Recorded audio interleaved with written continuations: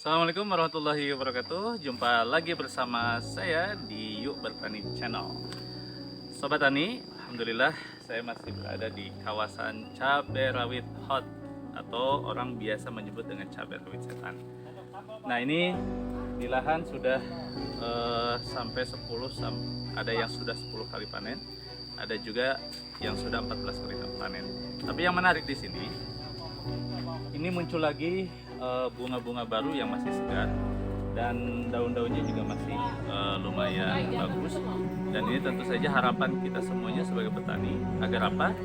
Tentu semakin banyak bunga yang muncul, dia akan menghasilkan buah dan produksi juga meningkat. Anda ingin tahu bagaimana caranya? Kita akan coba ulas tentang hal ini. Jangan kemana-mana.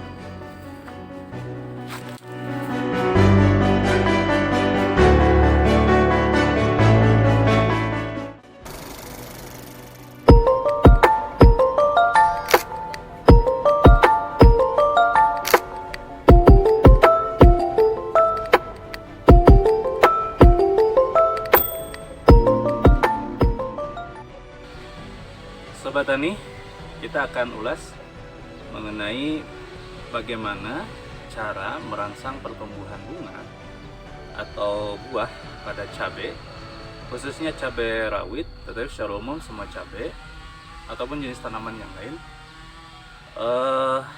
agar bunga yang dihasilkan terus tumbuh meski kemudian panen sudah mencapai 10 kali ke atas, bahkan mungkin bisa sampai 15 kali ke atas. Kita ketahui bahwa cabai adalah salah satu tanaman yang dia memiliki kebutuhan pupuk itu harus maksimal, ya. Bukan berarti melewati dosis, ya, tetapi maksimal ini adalah ketika olah tanah, pemupukan dasar yang dilakukan itu tepat, bahkan ketika pemeliharaan itu pun penambahan pupuk-pupuk dalam rangka menguatkan akar, batang, dan juga memperlebar daun, ya, ukuran daun. Tentu saja itu bagian yang juga sangat penting dalam proses pembungaan. Nah, semua tanaman itu memiliki dua fase, fase vegetatif dan juga fase generatif. Nah, kita akan fokus di fase generatif di mana cabai sudah mulai berbunga, berbuah, dan sudah mulai dipanen, ya.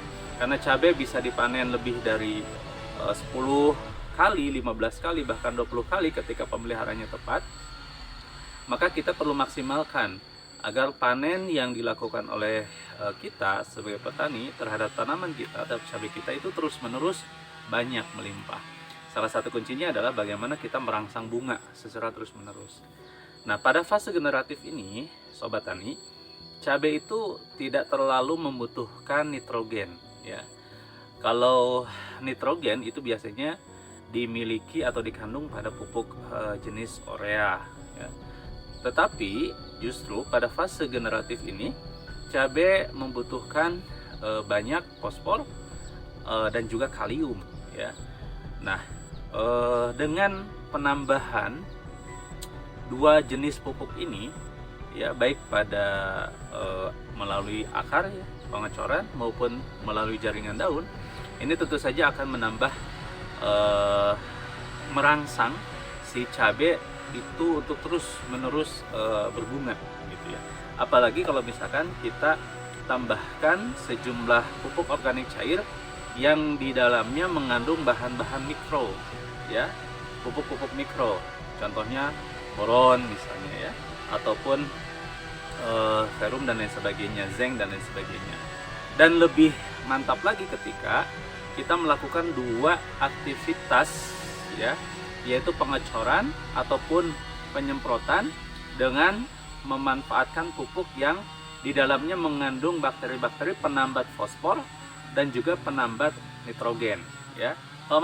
Penambat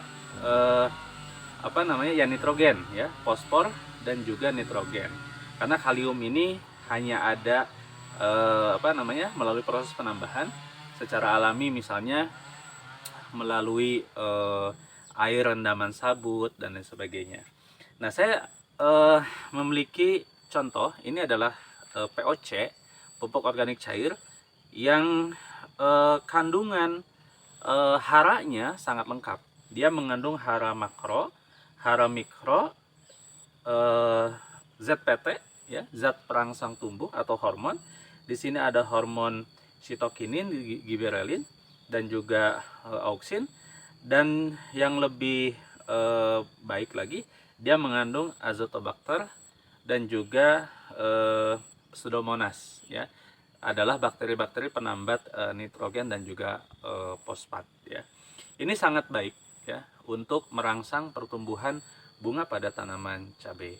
Ya, semoga sobat tani bisa mencoba ketika misalkan di rumah ada cabai yang proses pembungaannya berhenti atau berkurang, coba kembali pupuk dengan kandungan fosfat, kaliumnya lebih tinggi, dan juga pengecoran ataupun penyemprotan dengan pupuk organik cair yang mengandung hara-hara mikro dan juga bakteri penambat fosfat serta nitrogen. Semoga bermanfaat.